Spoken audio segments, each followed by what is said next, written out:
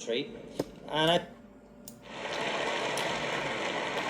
ladies and gentlemen, it is great to be back at ARC. If we haven't met, my name is Konstantin. I was born in Soviet Russia, and I moved here when I was a teenager. I love this country, and I say so publicly, which is how you know I still haven't integrated into British culture. Last time we were here, you might remember I opened my speech with this quote from Alexander Solzhenitsyn. I bring it up because it's still true, but also because one of my many critics after my speech claimed that in quoting Solzhenitsyn in this way, I was comparing myself to him. Now, this is of course ridiculous. Alexander Solzhenitsyn spent years in a hard labor camp where he endured a starvation diet, brutal punishments, and a complete deprivation of his liberty. I went to a British boarding school. That's where the similarities end. So, what has happened since we were last here? Well, on the positives, let's call it what it is. The tide is turning.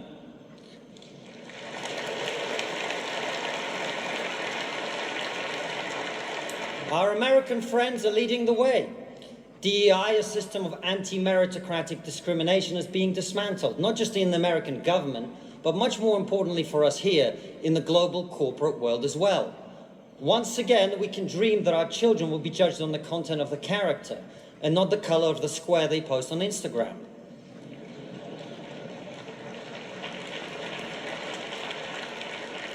Government profligacy and corruption has been exposed on an industrial scale. Those may not be perfect, but according to one report, USAID gave $3 million to a rapper in Gaza who makes anti-Semitic songs. Now, whatever your politics, we can all agree that's a waste of taxpayers' money. Kanye West would have done it for free.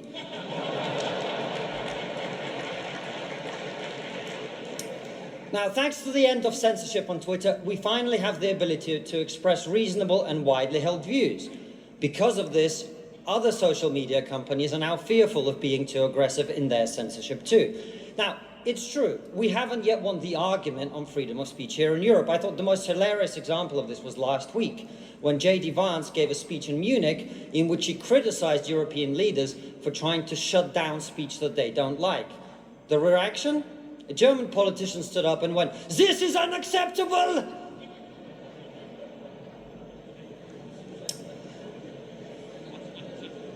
The accent was a bit much, all right. So that's the positives, but there's been a lot of bad too. I mean, if you want to understand how bad the crime problem's become in Britain, British people used to deal with crime by moving the criminals to Australia. Now British people deal with crime by moving to Australia.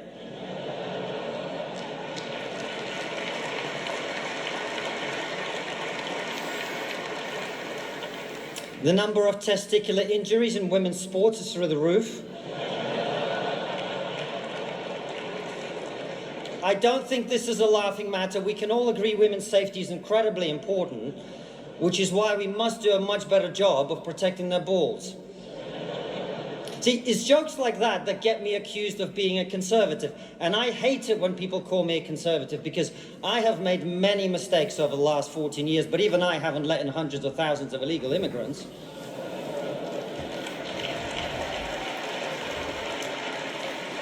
I'm not being rude. I'm grateful to the Conservative Party. They have achieved the unachievable. There is now a consensus in this country on that issue. I was talking to a politician the other day who said illegal immigration is one of the most important issues our country faces, and he was a Lib Dem. And look, I know it's hard to say anything about that issue without being put in the bigger box. So let me just say, I empathize with and totally understand the motivations of the people who come here across the English Channel on smoke boats. I wouldn't want to stay in France either.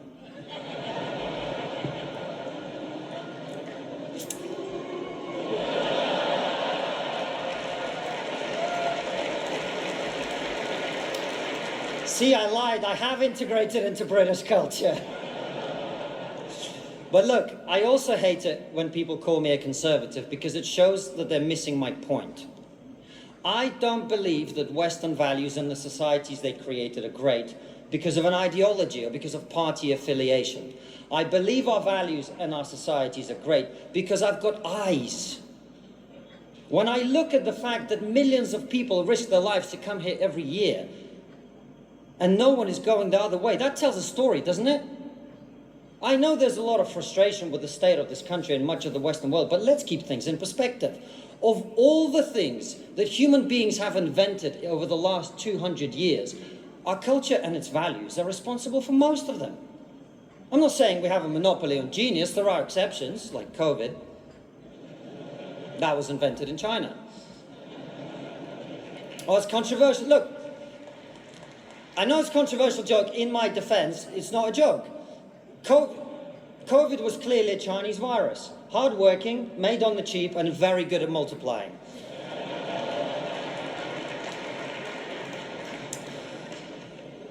One of the simplest things that most people no longer understand is that we don't lead the world on innovation because we're richer. We are richer because we lead the world on innovation.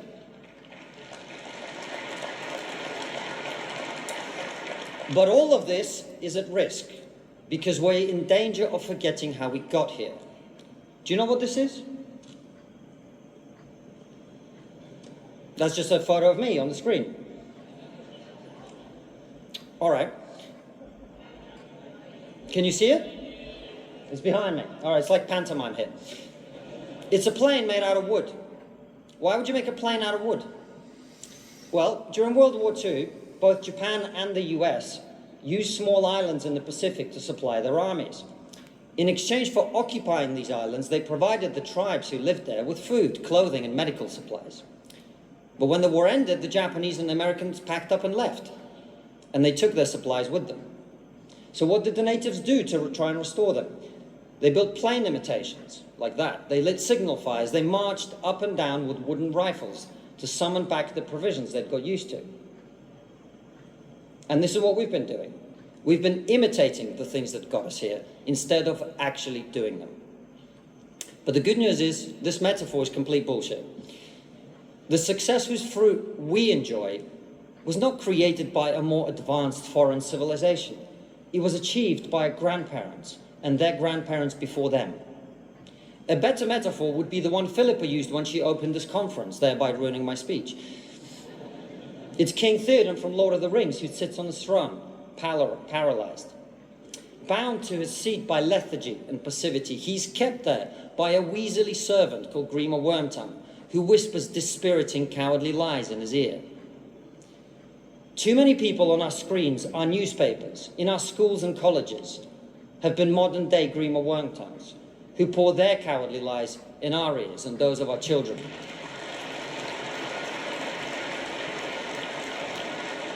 If Grima was alive today, he'd have his own column in The Guardian.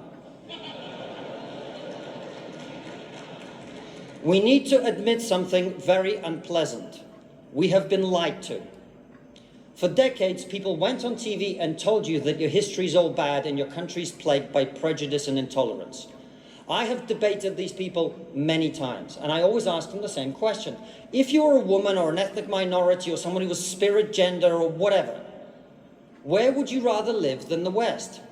And none of them ever answer, because we all know the answer. We are being accused of performing terribly on the very things we lead the world in. A healthy sense of your own self-worth, a self-confidence. These are not conservative values or liberal values. Those are the values of every successful group of people in history. Decline is a choice. And the good news is this: most people don't want managed decline. Most people don't want to be browbeaten and chastised for their history. Most people do not want their children to be poorer than them. And recent election results around the world bear that out. Like him or loathe him, the reason millions of people admire Elon Musk is not his charismatic speeches, stunning good looks, and ill-advised hand gestures. They admire him because he builds big things, and in doing so reminds us that we are meant to reach for the stars. A big part of the reason we are here, 4,000 of us, is that an obscure Canadian clinical psychologist became such a unique cultural phenomenon that he can help to pull us together like this. And how did Jordan Peterson get so big?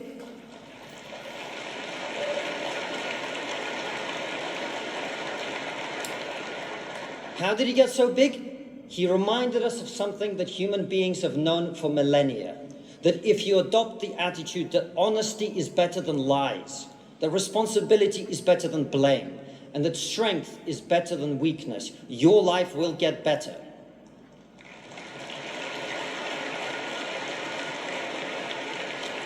And now he sells out sports arenas around the world. We are a civilization that is waiting to be inspired. So let's stop listening to the people who want us to fail. Let's ignore the counsel of our enemies. Let's open our eyes and see the world as it is. Our culture is special. Our civilization is special. We have built the most free and prosperous societies in the history of humanity, and we are going to keep them that way.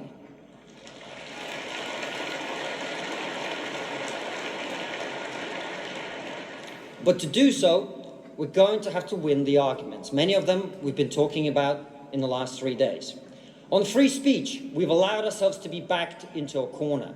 The attack line against us is that we want to return to some crueler time when people could be mean and nasty. But the truth is, we don't believe in free speech because we want to go back to the past. We believe in free speech because we know that without it, we can't get to the future.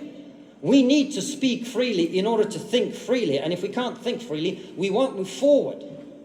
Free speech is not a right-wing value or a left-wing value, it's a Western value.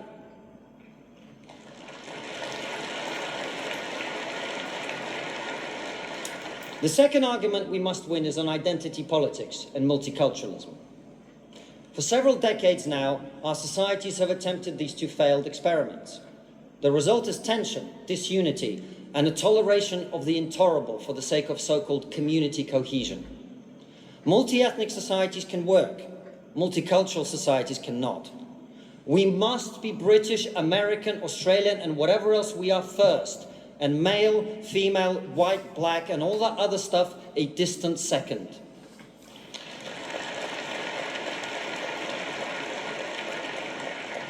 And the final argument we must win is about whether human beings are good. In 1968, Paul Ehrlich published The Population Bomb, in which he argued that human population growth was about to outstrip food supplies, leading to mass starvation, societal collapse, and the need for drastic measures to control population growth. None of this happened. He was completely wrong. But the ideas live on unaffected in the minds of our political and media elites. At the core of the net zero agenda is a fundamental sense that human beings are a pestilence on the planet. That if only we could stop them reproducing and encourage them to die out peacefully, the planet would finally be safe. This has become so ingrained that many people now say they will not have children because of climate concerns. We must never get used to this because it represents a grotesque moral inversion. The birth of a child is a universally celebrated thing. And at a cultural level, any successful civilization would see more of itself being created as an unalloyed good. What do you imagine happens to civilizations that don't? So we must say, without apology, the solution to climate change can't be poverty. Before the Industrial Revolution, nearly 40% of children died before they hit puberty. That means 2 of the 5 people next to you would be dead right now. Now, there are a lot of people outside this room who'd be happy about that. My point is, the promise of that better tomorrow is not just a nice thing to have. It's the debt we owe our children. We have to make energy cleaner, yes, but we also have to make it as cheap and abundant as possible. And once we in Europe win that argument, we will finally have the one thing that's been missing, an economic vision that can inspire people to believe that the future will be better than the past.